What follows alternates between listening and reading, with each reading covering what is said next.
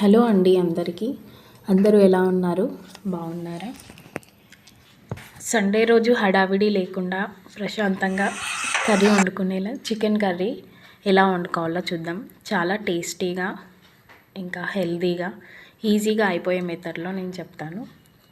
దీంట్లో ఫస్ట్ ఒక గిన్నెలో నూనె పోసి దాంట్లో టమాటో, ఆనియన్, జీడిపప్పు అన్నీ వేసుకొని కొంచెం గోలించుకొని దాన్ని మిక్సీ పట్టుకోవాలి.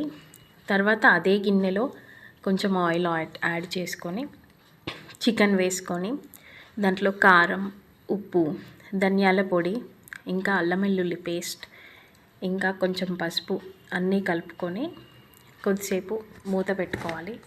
ఒక 5 minutes అలా ఉంచుకోవాలి. కారం ఉప్పు మొత్తం ముక్కకి పట్టుకునేలాగా కొద్దిసేపు అలాగే ఉంచుకోవాలి. ఒక 5 minutes తర్వాత ఓపెన్ చేసి చూస్తే ముక్క కొంచెం ఉడికినట్టుగా అవుతుంది. దాంట్లో కొంచెం పుదీనా, కొత్తిమీర, మనం ఇంతకుముందు మిక్సీ పట్టుకున్న పేస్ట్ ఉంది కదా, అది కూడా యాడ్ చేసుకోవాలి. దాంట్లో కొంచెం నీళ్ళు పోసి మిక్సీ పట్టిన గిన్నెలో కొంచెం నీళ్ళు పోసి మంచిగా దాంట్లో యాడ్ చేసుకోవాలి.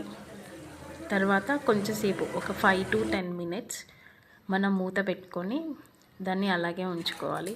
ఆ పేస్ట్ గ్రేవీ కూడా మొత్తం ముక్కకు పట్టుకునేలా కొంచెం మీడియం ఫ్లేమ్లో పెట్టుకొని దాన్ని అలాగే ఒక 5 to 10 minutes అలాగే ఉంచుకోవాలి.